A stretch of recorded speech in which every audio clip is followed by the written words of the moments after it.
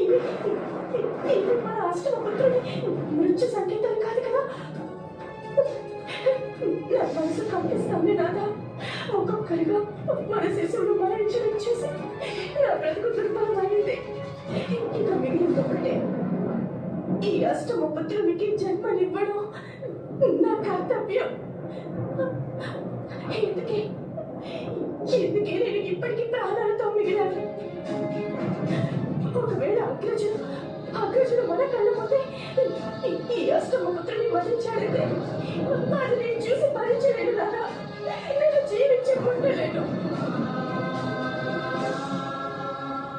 నిజంగా అదే జరిగితే నేను నీతో ప్రాణత్యాగం చేస్తాను. నాకు పూర్తి విశ్వాసం ఉంది దేవకి. ఈ సమస్త విశ్వాన్ని ఉద్ధరించేందుకు మన అష్టమ పుత్రుడు అవశ్యం జన్మిస్తాడు.